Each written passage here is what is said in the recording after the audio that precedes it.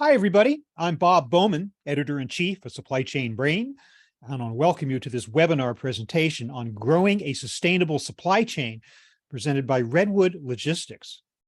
One quick reminder, there will be an audience question and answer session at the end of this presentation. Audience members are encouraged to submit their questions at any time during the presentation by clicking on that Q&A icon at the bottom of your screen. So, can you reliably see your carbon emissions data? For a lot of companies, the answer is still no. So how are you supposed to achieve that carbon neutral by 20 whatever goal? Today, we're going to discover how to develop a sustainable strategy, calculate and offset freight emissions, and actually neutralize your supply chain carbon footprint. You'll come away knowing the actions you can take immediately to grow a truly sustainable supply chain. With that, I want to introduce our speakers for today. Jason Rubottom is CEO of Cloverly, an API-first platform for carbon removals that enables companies in financial services, logistics, and e-commerce to build sustainable solutions for their customers. Cloverly has partnered with Redwood to provide access to verified carbon credits to offset the impact of emissions from transportation and logistics stakeholders. Rowan Egan is Global Sustainability Manager for Ardagh Group, leading decarbonization programs across the organization, including logistics. He is a chartered mechanical engineer with experience in implementing projects and strategy for zero-emission vehicles and infrastructure. Scott Browning-Smith is the Director of Transportation for North America, Systems and Reporting for the Ardagh Group. He leads a shared services group that sets and manages transportation strategy across the region. Scott is involved in sustainability projects centered around alternative fuel vehicles in North America. And John Rattay serves as Chief Commercial Officer for Redwood Logistics, one of the fastest growing supply chain and logistics companies in North America. He oversees Redwood Connect, which includes a new integration with the Redwood Hyperion sustainability product. So with that, I want to move into the panel discussion portion of our presentation.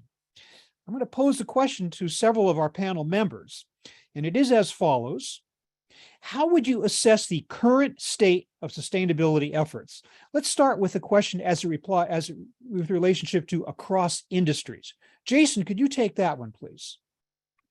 Sure, Bob. So many of you have heard how we're aiming to hit this 1.5 degrees goal, which came from the Paris Agreement, and we want to limit global warming to no more than 1.5 degrees Celsius increase beyond the pre-industrial era.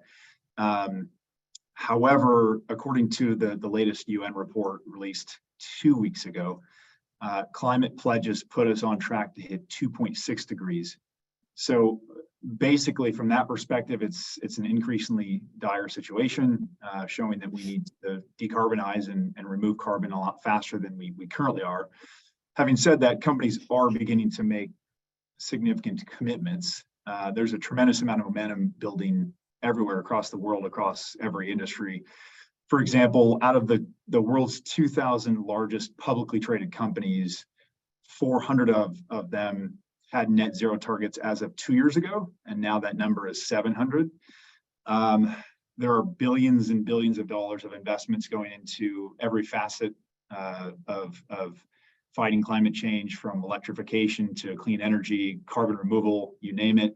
So it's pretty exciting to see that. This industry, it really is on fire. There's a lot of innovation, a lot of action taking place. But as I mentioned, that the planned action is not enough. And it's also too far into the future, which we can't afford. And so most of this falls on companies to step up with both more action and faster action. We are seeing a spike in climate action from several industries. This is being driven by not only concern for the problem itself, first and foremost, but also rapidly growing consumer demand, pressure from company shareholders, and regulatory pressures.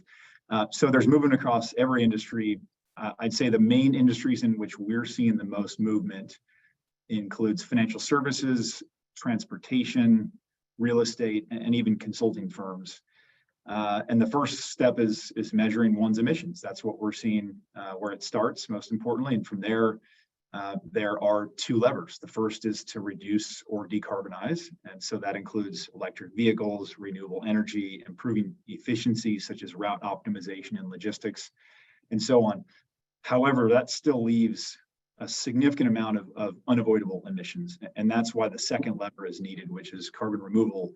And so the IPCC, which is the Intercontinental Panel for Climate Change, which is one of the prominent global entities helping research climate change and helping facilitate action around that, they say that we won't be able to achieve the 1.5 degrees of warming goal, or even close to that, without significantly scaling investment in carbon removals. So that's why you see things like the Frontier Climate Initiative. It's been in the news a lot in the last few months, and that's hosted by companies like Stripe and McKinsey and Meta, which is investing $1 billion into carbon removal. And it's why a company like Cloverly is making it easy for companies to take action in the same way. And so those are the two primary levers in that order. And we're generally seeing companies take a multifaceted approach across both areas. And logistics is one of the top industries beginning to drive this innovation as well. Thanks, Jason. Huge difference between 1.5 and 2.6. So that's very distressing news. But in any case, John, I'd like you to kind of drill down to the same question, the current state of sustainability efforts as it relates specifically to transportation and logistics. Yeah, Bob, thanks. And Jason, what a great way to start off and set the foundation for it. I think as you look at transportation and logistics, Jason highlighted a lot of the same things that we're seeing in this industry, and really the spotlight that continues to increase on transportation, on logistics, and ultimately that partnership of how folks can actually take action. Teams here are feeling both that regulatory and market-driven pressures to be more sustainable. That incentive we see is there. It oftentimes is the know-how, is not. It's the supply chain stakeholders. They're oftentimes looking at where's the best place for us to start. And then once they identify that, it oftentimes leads into change management within the organization and where to actually go and what results to be able to drive as part of that. And it's difficult to get momentum. So I'd say we're a bit more mature in the goals of where folks want to go. It's really about taking those first steps and maintaining that focus about how we can achieve the results both short-term and long-term. Thanks, John. Let's direct that question about the current state of sustainability efforts to shippers and RDOF specifically. Rowan, why don't you start and tell me what you folks are up to and how you see the situation as it relates to shippers? And then I'd like Scott to chime in as well. Yeah, thanks. So, certainly sustainability has become very high on our agenda. It's one of our core pillars within our business. And we're seeing the same throughout our supply chain, and we're seeing the same in our competitors also, and our customers are demanding it from us. So it's a really hot topic, and it continues to grow. Our approach to sustainability is actually threefold. It's environmental, which is your obvious one, which is reduction of carbon emissions. Also in that pillar, you've got reduction of VOCs and NOx, so promoting kind of cleaner air. We've also got an ecology pillar, which would include reduction of waste of water. And we've also got a social pillar, which is promoting initiatives in our community and for our staff. So kind of a three-pronged attack in our sustainability initiatives. And what we're seeing is a lot of our competitors and something we've done ourselves is set a target. And this has already been mentioned on the call. And it's one of the things I'd kind of encourage the group to look at on the call is setting a target. We've just set our SBTI target, which is our science-based target initiative. It's a 2030 target in line with the GHG protocol. So we have a deadline of 2030 to reach our targets, and nothing motivates like a deadline. And just to give some examples of our sustainability itself, the team has grown in the last 2 years from 5 people to 23 people, continues to grow. So that kind of shows the effort we're putting into this. We're not quite a first mover or an early adopter, but we're not far behind. We actually just announced last week we're adopting hydrogen into one of our glass furnaces, and we're the first glass maker to do that in the world. So that's a big bit of news for us, and we're very proud of that. And I'd finish just with this point, which is we recognize if we're not sustainable, we won't have a business in the future. It's that important. Thanks, Ron. We should specify that Ardagh Group is a global supplier of sustainable metal and glass packaging and bottling for brand owners around the world. Scott, what do you think from a transportation standpoint within Ardagh, and if you have any other observations as it relates to the shipper community in general, the current state of sustainability efforts? Sure. Well, the CSCMPs, their Supply Chain Quarterly, just released the results of a survey that they took more than 250 shippers, and it was very positive. 80% of them said they're more focused on sustainability in their companies now than they were 3 years ago.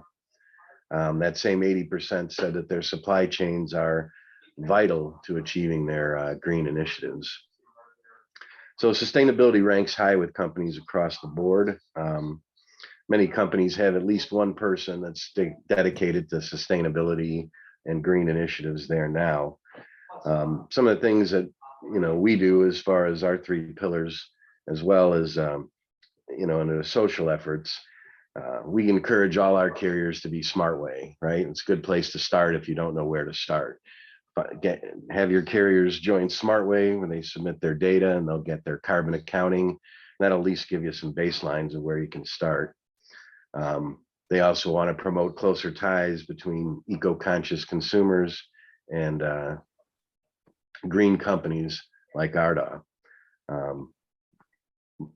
Other things we've looked at too are more eco-friendly packaging and more efforts on reducing like damage to goods in transit, because there's a cost on the end of those. There's more energy consumed in getting rid of them. There's waste going into landfills, all those things that are adding to our carbon footprint. So I'd say, from a shipper perspective, we're very aware of it now. More and more shippers are coming on, and more shippers of a smaller size, right? It's not just the big carriers out there and the big shippers that are doing it. Everybody's getting more eco-conscious. Thanks for that, Scott. We should mention that SmartWay certification is a collaboration between the Environmental Protection Agency and the freight industry, helping businesses to learn to move products more efficiently. But thanks for mentioning that. So no lack of good intentions. Clearly, yes. Everybody wants to be good. Everybody wants to do the right thing, but they need to make more progress, thanks to a bunch of regulatory, consumer, and market-driven pressures out there. So, Rowan, why don't I ask you, how are you specifically working to develop a sustainability strategy in your logistics operations? Yeah, okay. So hand in hand, first of all, with Scott and the logistics team, what we did first is we kind of identified what decarbonization levers we had that we could pull on to reduce our carbon footprint. So some of the levers we identified was reduction of empty miles, which is something we've always strived to do from an economics perspective, first and foremost. Reduction of dwell times at pickup and delivery, increase of intermodal shipment, so using rail, for example. Adoption of low or zero emission vehicles. So, that could be biodiesel is a very popular one, certainly in Europe. It could be an electric vehicle, or it could be hydrogen fuel cell vehicles. And maybe we'll talk a bit more of that later on. Also, internal logistics electrification. So again, something we've been doing for a long time, which is, your forklift trucks, for example, and electrifying them to reduce the carbon footprint. And also legislation, what changes are coming down the line that will help us reduce our footprint. So those are some of the levers we identified together. Then the approach that we took. So what we're doing is I mentioned we set our long-term target through SBTI 2030 target. We also are starting to implement some electric truck trials on some of our shuttle routes, which we're looking to do at Redwood, amongst some other partners. I mentioned our electrification. We continue to do that. We're also looking at our yard dog trucks, which pull our trailers around our yards. We're staying very close to legislation changes and kind of understanding how they impact us. Also, in doing so, we're looking at what grants we can tap into, because with the cost of some of these zero emission vehicles, you might need grants to make the business case pay off. And also looking at emerging technologies and when they're going to come online. And lastly is, talking to our customers and our suppliers and looking for opportunities to collaborate, but also to share information. Well, to the extent that you're in Ireland, Rowan, you guys are actually on the cutting edge, because a lot of these initiatives, at least the ones that have teeth in them, often do originate in Europe before they make it to the United States. So we should really be looking to you folks to get a sense of what's going on. Okay, so transportation leaders within organizations, generally they're pursuing complementary objectives when it comes to achieving sustainability, but sometimes there are competing priorities, such as with the financial portion of the organization. So I'm wondering how you've navigated these dynamics at ARDA, and what advice might you give to other shippers based on what you've learned? Again, Rowan, why don't you start, and then I'm going to hear from Scott as well. Yeah, this is a great question. I'm going to open up with the mantra of our Chief Sustainability Officer, John Sadlier, and it's a great mantra, and it's sustainability only has a sustainable impact if it is economically viable, both long and short term, which is great. I think that really sets the scene nicely. But of course, a business case should sit behind every project, not just a sustainability project. So that should always be your starting point. And you also want, your top leadership team to be committed to programs like this, and to make available the resources necessary to achieve and plan your goals. But I mentioned how I'm going to touch on, zero emission vehicles later on. So I'll touch on that now. And, in many instances, the elephant in the room is, okay, this technology is great, but it's 3 or 4 times the cost. Certainly that's the case for electric vehicles with the price of the batteries at the minute. They're just so high. And they probably won't come down, in parity with your combustion engines until 2030 or later. So what advice would I give? Well, I can only draw on what we're doing ourselves. So, ask yourselves in your teams, well, what is the cost of not doing it? So if we don't decarbonize, what costs might hit us down the line? That could be lost sales to your competitor, but it also could be, cost of paying for carbon. Buying carbon certificates, for example, is something that is widespread in Europe at the minute. What I consider here is, and I encourage you to adopt an internal price of carbon. So for us, we use $100 per ton of CO2. And that's a really useful piece, because you can really assign a cost saving and align it across all of your projects with a cost of carbon. I'd also encourage you to look at grants out there and apply for them where you can. You won't get every single one of them, but apply for them. And the last thing I'd say before I hand over to Scott is just, what other value do you place on doing sustainability projects, with things like your PR you get off the back of it, with the lessons you learn by doing your trials, for example. What it's hard to put a cost on that, but it can often be the difference between doing a project and not doing it. But sustainability must be sustainable. It's really what you're saying there. Scott, again, from specifically a transportation perspective, what advice might you have on for shippers today? Similar to Rowan's advice, but I think really you need to start making your business case with top-down leadership commitments, not only to the program, but to the allocation of the resources necessary, right? That's a piece, I think, where a lot of people stall and don't get to move forward at the speed that they'd like to. So you got to make sure you have that resource allocation there as well. Also, from a transportation perspective, focus on your carrier base. As I said in the first piece, right? SmartWay is a good way for them to baseline. It also shows that they're paying attention to and care about emission reduction. So all of our carriers are Smart Waste certified, and we use that Scope 3 emission data to try and find ways to reduce it, so that can count towards reducing our carbon footprint. So a lot of that is carrier education too. Don't assume that your carriers know what they can do and what's out there that they can do. We use carriers, that are 5 truck, well, guy owns 5 trucks up to guys like Swift. So Swift probably doesn't need an education, but some of those smaller carriers might not be aware of just simple non-invasive tools as well, right? Air dams underneath the trailer to reduce that, hubcaps on your tires, trailer tails, those sorts of fuel efficiency improvement devices is a good place where they can start. That is usually an easier step too, to get them, into a more involved area, right? Where they start thinking about electric vehicles and what can they do to make their fleets greener.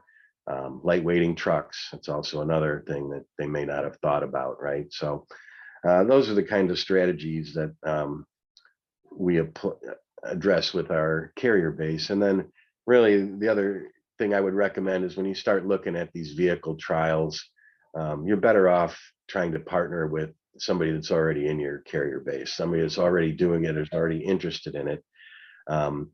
And even if they don't have good footing in it, that carrier knows your business, right? So there's going to be a time and a cost savings to partnering with somebody that knows who you are and what your goals are, and is willing to walk down that road and help you achieve it, than it is to bring in somebody new where you've got to re-educate them on, what your company's about, how your shipping and logistics work. So those are some of the shortcuts I think that you can employ to get started quickly and make some immediate impacts.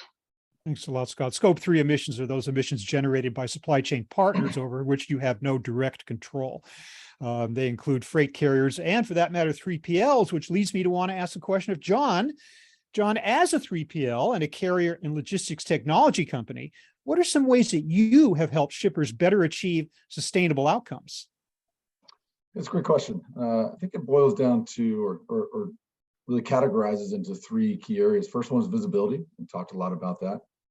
2 is partnership, and 3 is access and collaboration. A lot of what Rowan and Scott just went through is really all 3 of those steps: is getting insights, partnering with the folks that you work with collectively, and then also how do you access and provide collaboration in terms of where it goes. At Redwood, we've actually been committed to this for quite some time. When we think about the sustainability program that we have, there's really 2 main assets. The first one, and really for the last decade, our managed services team has been supporting customers to help reduce emissions, most notably by optimizing freight movement and collaborating in ways to better look at and execute their footprint of logistics services. And as the next steps, we're increasing that commitment.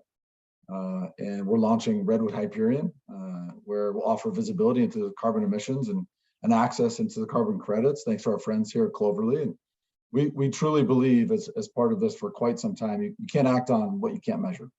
And so with Hyperion, it's the first step shippers can actually take in not only achieving visibility, but also measuring and driving sustainable outcomes. With those 2 things combined, it really rounds out emissions accounting, reduction, offsetting, and ultimately reporting and providing access into that information where they need it most. Any expert will tell you that the first step is gaining visibility of your supply chain and your emissions and your total output across all your partners. But that, of course, is just the first step, as John, you just referenced. And I'm wondering, how can shippers then move from that point on to actually neutralizing their carbon output? John, do you want to elaborate on what you're starting to talk about that a little bit? Do you have any more to say on that particular subject? Yeah, we talked a little bit about Scope 1 and Scope 2 being reduced through activities like sustainable product design, renewable energy sources, and others. Scope 3 is really where it gets challenging. It's what we focus on from a transportation and logistics perspective, upstream and downstream in the supply chain. And that direct approach to reduction, choosing a transportation partner that can optimize freight movements on your behalf, load consolidations, modal conversions, ultimately to reduce the footprint.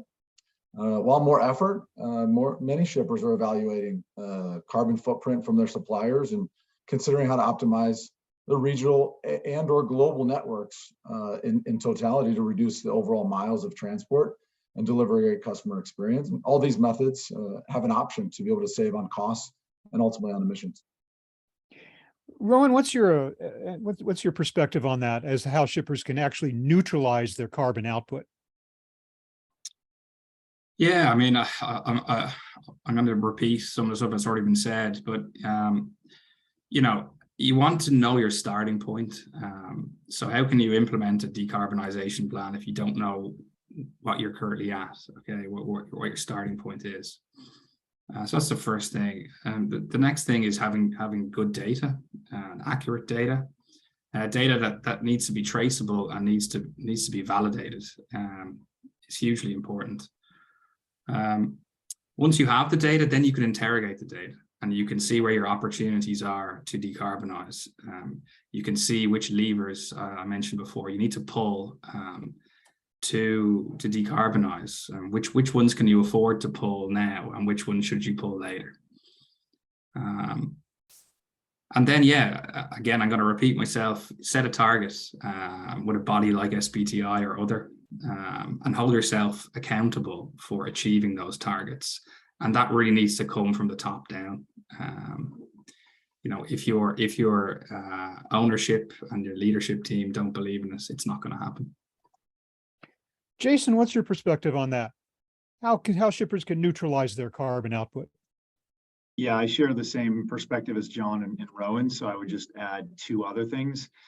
Route optimization and warehousing location choices, those alone can reduce emissions by as much as 30%. And secondly is involve the customer. A few examples show how a slower delivery can reduce emissions, and that can help change behavior in a climate positive way. Estee Lauder is using Cloverleaf to do this today for their e-commerce. You can also let customers pay a minor upcharge to make their shipment carbon neutral through carbon credits. That's a rapidly growing strategy, and we have at Cloverleaf, we have dozens of customers doing that today. Or you can offer carbon neutral shipping packaged with the price factored into it and make it a premium offering. That can be a differentiator. This is another fast growing strategy in the market, and we have dozens of companies doing that. You know, you can market this to customers. I believe it was Rowan or Scott mentioned that, you know, there's become a strong business case behind this beyond just taking favorable climate action. And that's a really big development that didn't used to be there. Historically, sustainability was at odds with profitability, but now you have some much greater alignment there. And you can even support carbon removal projects yourselves and just make a purchase ad hoc, such as at the end of the month, or the quarter of the year, or you can set it and forget it. And, you know, these are all options that you also have, just you can do easily through Redwood Hyperion. Yeah, a lot of options, Jason, but I'm wondering where you start, especially when it comes to offsetting. Of course, offsetting isn't the final answer to everything, but what would be a good first step in order to get into that particular discipline? Visibility. Agree with there you what go everyone again. else said so far. All about this, yeah. Starting there. Yeah. Okay, great. So I'm wondering then how the different market pressures are changing the way you guys think about this. You know, for example, we do know that the SEC is proposing sustainability standards for public companies. And based on Redwood customer surveys, 79% of consumers are changing their preferences to sustainable solutions in partial response to that, I'm guessing. Scott, talk a little bit about these market pressures and how they might be influencing company actions right now. Okay. Well, Arda, we committed to our goals back in 2020. So the current wave of interest that's taken hold doesn't really have a large effect on our overall strategy because we're pretty well set on it, although it's flexible and can adapt. But we already know kind of who our customers are and who the consumers of those customers are. And they're definitely more eco-aware. We've recognized that and accounted for that in our strategy. I think the real challenges for us now are kind of threefold. Is one, how do we get started trialing, you know, electric vehicles, alternative fuel vehicles? The availability of equipment is really low, and lead times to purchase that equipment is long. So that puts some extra pressure on achieving our goals with the target and the deadline that we've already set. That's the question, right? What will the effect be on the timeline with these obstacles in the way? The second one is cost. As Rowan had mentioned earlier, you know, California is really the only state right now that's offering incentives enough to make transitions to electric vehicles viable from a financial viewpoint, you know, for your ROI. How much appetite does, each company have for self-funding such efforts, whether they do it directly or through a long-term contract for a carrier? So, we're looking at ones in Illinois, and the credits are maybe in the $100,000 range. So it still makes that a pretty expensive truck. And then the third one is infrastructure. There are a very limited number of free public charging stations for commercial and passenger traffic usage. And this is only going to get worse as the demand for EVs continues, both in the, in our sector in transportation, and then as well as private vehicles. So how do we build that infrastructure? Is the government going to step in? Is it all going to be privately funded? That too can be a concern for achieving our goals in the time that we've set. So those are the pressures that we're dealing with right now, right? And I guess we've decided to, take a more proactive stance. We're not going to wait for these things to come. We're partnering with companies like Redwood now to engage in electric vehicle trials and that. So I guess we're going to sort of forge our own path for a bit, and hope the infrastructure catches up, and that the lead times on ordering more vehicles start coming down as the supply chain gets healthier. Oh, sorry. Sorry about that. I was muted for a moment. It's carrot and stick, though, isn't it? It seems that, especially in California, you certainly have incentives, but if you don't take advantage of them and don't do something down the line, there's a regulation that's going to slap you pretty hard if you don't go ahead. Right. Yeah. All right. So, what is the basis of all supply chains? It is collaboration, correct? I mean, and I'm wondering, we've seen a great example of discussing it today with a panel we brought together, but I'm wondering how industry stakeholders can better work together to help each other become more sustainable. Jason, want to take that to start? Sure. Couple thoughts. First is talk to your peers that work in other companies, whether that's a sustainability lead or a transportation manager or what have you. We're seeing many companies, including many competitors, come together and collaborate with each other on sustainability. Second is talk to your partners, especially your customers and suppliers, about how you can take positive climate action. A lot can happen from those discussions, and a lot is happening. We're seeing this all over the place. You might be surprised how much low-hanging fruit you can find. Ask your suppliers what their footprint is, and get them thinking about it, and what is their plan to reduce it. And you'll probably find some ways that together, collaboratively, you can reduce the emissions there. You may be surprised by how some of your customers would pay more to reduce the emissions from your service and or the product that's being shipped, right? Like paying for a carbon neutral shipping option. I think there are many possibilities. There are several industry bodies and organizations that are coming together to tackle this challenge. There's the Smart Freight Center for logistics. And I think in general, there's a sense of shared responsibility and accountability out there in this space that's making, even competitors collaborate to create standards, that will reduce emissions across the board. Those are a few different ways. Yeah. John, collaboration is built right into the DNA of 3PLs, such as Redwood Logistics. I'm sure you would agree with me. What is your advice as to how stakeholders can better work together on the journey to sustainability? Yeah, I would add on to just what Jason had mentioned. I think an important piece that has been highlighted here earlier with Rowan and team is formalizing and socializing those goals that you have as an organization. And in those partnerships, sharing those outbounds, understanding that partners can bring some unique solutions to the table. And in that, then you formalize the partnerships and ultimately execute it. It's what we do at Redwood. It's not just about another tool, but it's about integrating this information and access as more of a program. It's not an individual project that has a start and stop. So we know this is a continuous application, and it's one that from a customer perspective, we take very seriously and we're invested in. And I think the last part of it is continue to celebrate wins as they come about, socialize those wins, albeit extremely large and or the incremental. I think as you see the momentum continue to grow, not only from an external perspective, but internally as there's supports and application here, those wins should be celebrated. And I believe that that's where the momentum really will come from. Of course, it all begins with a shipper. So Scott, what's your feeling about how we can engage in better collaboration between stakeholders? Yeah, I mean, communication really is where it starts. And sometimes you got to do the reaching out, right? And got to be open to it when your customer reaches out. ARDA right now is collaborating with Anheuser-Busch on transportation.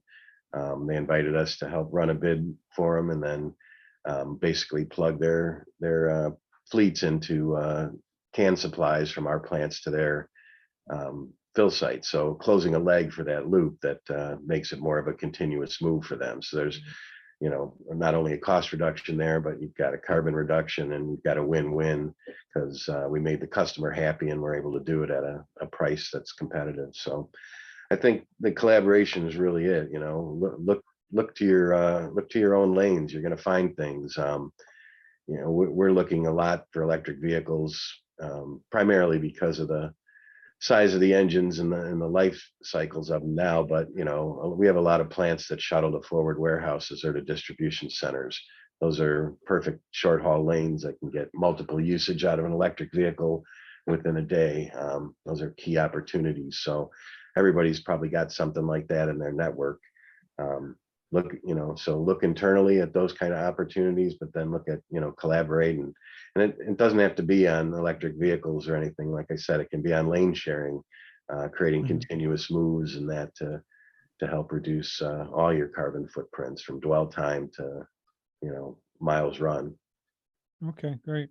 Thanks for that, guys. That was a really educational panel, but I would like to now give the audience a chance to chime in with their own questions and become involved and tap into this great level of expertise we have on this panel today. So audience, we're going to start answering your questions. And even as we are doing so, I encourage you to continue to submit your questions by clicking on that Q&A icon at the bottom of your screen, and we will get to as many of your questions as we can, time permitting. This first question is one of modal choice, which is always interesting. It's sometimes it's a little apples and oranges. I don't know, but this person is asking, what is the estimated CO2 percentage difference between ocean and air cargo freight, assuming the same size shipment?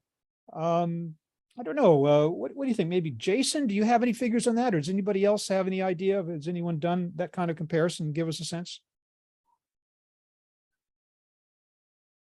Someone else can jump in if they know already. I think I may have actually had a data point in my notes here. Okay. Does anyone else know while I'm checking? Bob, I think we've seen, and again, this could be an indirect, I think we've seen something of the carbon footprint on airplanes is potentially 20 to 30 times more than ships, but obviously there's a significant amount of factors that are applied in that. I'm sure, you know, length and timing and the different routes that are applied into it. Very general, but a potential directional component. There's definitely a difference to it. I don't know if Ron and Scott, you've had experience and deeper understanding of that as well. No, unfortunately, I haven't. RDOT doesn't do a lot of air freight or ocean freight. So okay, well, we can move on. I mean, obviously, you can get a lot more into a ship than you can into a plane. The containers are much larger, and so there may be a ship advantage there. But let's move on to another question here. Bob, actually, I do have an answer there real quick. Oh, good. Let's hear it. Road freight emits more than 100 times as much CO2 as a cargo ship to carry the same amount of stuff, the same distance. You say road freight? Yeah. That's maybe trucks and the like. Yeah. Ah, okay, interesting. Wow. Okay, this questioner is saying, I reached out to our 3PL, not necessarily Redwood Logistics, let's be clear about that, and they let me know that there was no quote unquote green option for transportation or freight. Are there in fact options in the market currently or with certain carriers? What are they? And is electric freight a viable option? Sounds like John might be able to address this one. Yeah, so from our perspective, I think it's it's something that we continue to collaborate from an application of how we actually would deliver for our customers and provide options from it. As we mentioned before, the commitment on our side is really looking at as many creative options as possible to deliver not only from a logistics cost perspective, but then also from optimizing the carbon emissions that are associated. Okay. Thank you. By the way, if anybody else wants to chime in on when anyone else is answering, please feel free to jump in at any time. This questioner is saying, what are ways I can ensure that the partners in my supply chain, 3PLs or suppliers, are acting responsibly as it comes to sustainability. How does that contribute to my own emissions? Well, clearly here is that scope 3 kind of question, but how do you keep tabs? How do you know what they're doing and they're keeping to their commitments? I can talk to that one. Okay. Yeah, I think what you have to do is you have to measure it, right? That's what we were talking about. You know, you have to help them if they don't know how to do it. You have to help them measure their output, right? Challenge them. Say you want to see what their sustainability plan is. RDOT does that every 2 or 3 years. They just select some of our carriers randomly and then have these in-depth analyses with them on what are they doing, what is their sustainability plan, right? So don't feel like you can't reach out and ask your carriers for that. They should have them, and if they don't, it's a good opportunity to get them on board. That's probably the best way I would think to go about it. Okay. This questioner is kind of picking up on what we were talking about earlier about the possibility of conflicting objectives within the organization. They are saying, what would you say to other stakeholders in my company who are dismissive of the urgency to make progress here? In other words, maybe citing climate alarmism, or they're waiting for the EV infrastructure to be put into place, so on and so on. Rowan, how do you deal with that? Yeah, it's a good question. Surprisingly, we hear a lot less of this these days. You know, global warming is something that's a lot more widely accepted, which is great.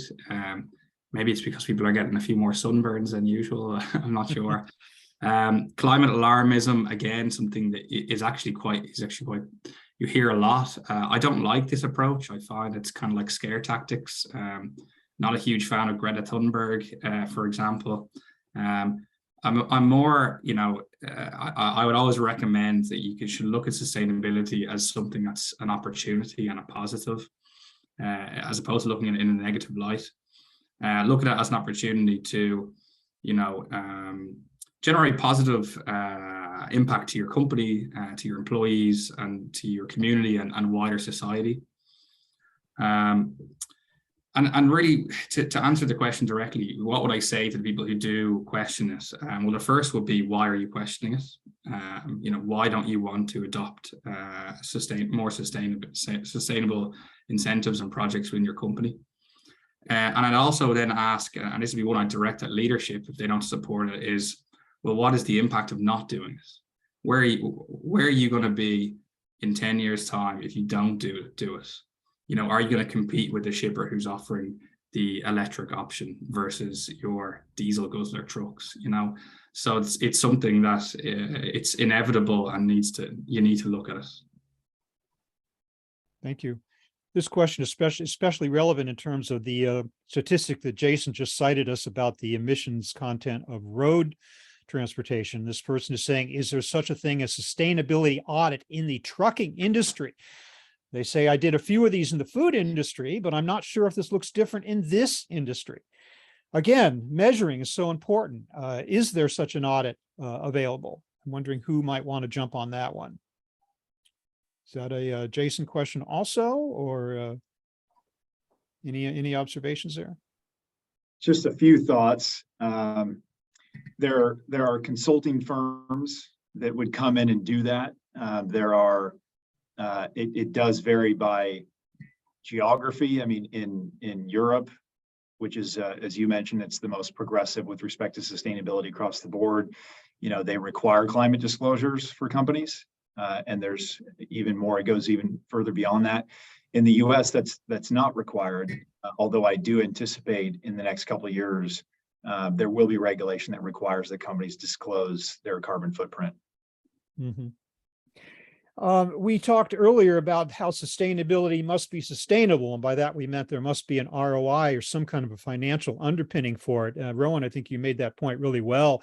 But this questioner is asking, how can I make the case? Well, they're saying, actually, how do you verify projects? How do you set that figure so that the C-suite can see that there really is some sustainable and financial reason for doing this, if indeed that's possible?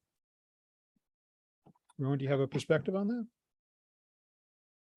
Well, I kind of go back to some of the comments I've made before. Data, you need to know what your baseline is, and you need to be able to project where you're going to be. In any project that you deliver, you need something called benefits realization. So once you deliver the project, you need to verify that the benefits you promised, that you have realized those benefits. So whenever we generate a business case internally, we have to give the outcomes of the project to our internal leadership team, and then post delivery of the project, we need to validate those. So how are you going to do that? Well, you're going to do that with data. So it's probably the first answer I give to that. Yeah. Jason, what would you say about how you actually verify projects from a ROI standpoint? Same thing. And I think it blends in with some of the previous comments about the wide range of potential reasons to do this, right? Starting with the need to solve the climate problem itself. And then there's data associated with that. And then you can, in many cases, bolt on other rationale, such as business cases, where you can showcase what you're doing to your customers, and then it can generate a business case, a value prop, whether it be increased customer acquisition or share of wallet, in some cases even higher margin. So there's a range of potential benefits to a company for doing this, and then it all comes back to data. Thank you. This questioner wants to know, what is the future technology that we should be focusing on for zero emission vehicles? Should it be electric? Should it be hybrid? I don't know, hydrogen or whatever. Rowan, do you have a perspective on that? Yeah, I looked at this a lot in previous roles when I worked in the automotive industry, and certainly for your smaller vehicles, electric is the future. You don't see a lot of hydrogen passenger vehicles coming on the market. But when you look at logistics and your bigger trucks, your HGVs, etc., you're looking at battery electric technology, but also hydrogen fuel cell technology. And there's advantages and disadvantages to both. So I'll kind of like touch on some of them. So, your electric vehicles, they're a lot more developed and available, although not massively available. There's still a big lead time on them, and they're just kind of coming on the market. But there's a lot more out there than hydrogen fuel cell trucks at the minute. They have the opportunity to be 100% green if your electricity supply is 100% green, which again is not a difficult thing to get today, green electricity. But the negatives are that the energy density is not so good on these vehicles. So they lend themselves more to smaller trucks and lighter weight and lower distances, which is why when we're dipping our toe in the water and looking at doing trials, we're looking at our shorter routes or shuttle runs as a starting point. Then you've got your hydrogen fuel cell trucks, and these will arrive later on the market. And here, the challenges are, well, it's quite hard to get 100% green hydrogen. It's a lot more difficult than your green electricity. Like less than 1% of the world's hydrogen production is green. Of course, that will increase in the future, but it's quite hard to get at the minute. But then the energy density is a lot higher. So you can go much farther distances before you have to refuel, and you can transport much heavier loads and not drain your battery, as it were. So it's comparable to your combustion engine vehicles in that way. And also refueling is quite similar. It's very quick, whereas your charging of a electric vehicle can take time, depending on the size of your charger. It could take anything between 45 minutes to all night long or longer. So it's also quite a challenge. And then the last thing I'd say then is infrastructure is quite poorly adapted for both technologies.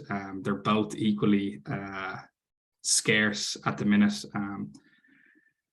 So yeah, those are the two main zero emission technologies. Scott, maybe you want to touch on some of the lower emission technologies we have? Yeah, just kind of a recap, I think, of some of the stuff I'd mentioned earlier, some of the non-invasive things that you can do. And by that, I mean, I guess not converting your vehicle to electric or hydrogen, but kind of the things that we educate our carriers on as well. Just make sure they've got, things like the air dams underneath their trailers, right? Trailer tails off the back, that they've looked into lightweighting, that they've looked at their tires, right? Maybe running super singles versus a pair of tandems will improve their fuel mileage as well as create less waste to go into a landfill. Fuel hedging, fuel management. Sometimes you don't see this amongst the guys that are in the 5 to 15 or 20 truck range where they're not doing that. Maybe they've got to deal with the local gas station down the street, but there's other things like breakthrough fuel and that can really help them improve and reduce costs. So those are some of the, I guess, kind of low cost things that you can do to get started. And then, to Rowan's point, you may end up having to have a mix of electric and hydrogen vehicles down the road. The electric vehicles are well suited to Ardag's, metal, aluminum can business, but may fall short if they're having to haul 44,000 pounds of glass. So those, I guess, would be the low cost, easy entry, zero emission sort of technologies that any carrier can get into for relatively cheaply. But not just about fuel. That's interesting. The design features and things like that you can do that in addition to that. It's a great point. Thanks for that, Scott. What is the industry expectation around data accuracy for scope 3? Asks this particular person. And I'm wondering if I could add to that, going forward, what might be in future. Just how good are we supposed to expect our scope 3 partners being in reporting to us? Maybe Jason could take a quick look at that one. Yeah, this is a big topic. It's pretty early days in scope 3 calculations. It's quite complicated if you look at scope 3 holistically, and then in the supply chain transportation space, sure, shameless plug, but candidly, you don't find an opportunity like this very often to have this level of accuracy with what Redwood Hyperion does. Having said that, there's no requirement per se on accuracy. It's very early in the industry. What you can turn to, which is it's a good guidepost, is GLEC in the logistics space. GLEC stands for Global Logistics Emissions Council, and they're basically the standards body that prescribes and certifies calculations for the logistics sector. And this is what Cloverly uses. Oh, okay, great. Thank you for that. Looks like we are just about out of time. Unfortunately, sorry to say, but we do have time for one final question. And I think I'm going to direct this one to John. John, if you could narrow down to one thing our audience should do next, as soon as they get off this webinar, what would it be? I would think a few things. First, assess your current landscape of partners. Get a baseline, as Rowan and Scott and team have done. Find a solution that integrates all the things that we discussed. Getting visibility first, understanding what the emissions output is, getting valid data as part of that. Then look to leverage that to align on what those goals could potentially be, how that data can actually shape your decisions, and then think about both short and long term for all the different applications that we have. As highlighted earlier, our experience in helping customers is really about reducing and optimizing. So not only reducing their emissions footprint, but also optimizing that logistics experiences with a lot of the decision points Jason highlighted as well around the different drivers that become part of the ROI and give information and really empower teams to be able to execute and access as part of this. And lastly, reach out to us. Thank you very much. And coming up here is a way in which you can reach out to Redwood Logistics. We have a couple of QR codes for you here. One that allows you to learn more about the Redwood Hyperion team and the Redwood partnership with Cloverly. There's one there on the left. And on the right is a code that allows you to join Redwood in donating to Saving Nature. So if you're unable to snap a shot of that with your phones right now, don't worry about it, because they will be included in this presentation, which will be sent to all attendees. But again, sad to say we have to leave, but boy, what a great session. Thanks so much, Jason Rubottom of Cloverly, John Rattay of Redwood Logistics, Rowan Egan and Scott Browning-Smith of Arda. Thanks very much for your great insights and great advice into this very critical question. Audience, thank you for your attendance and for your excellent questions. Everybody, have a great day.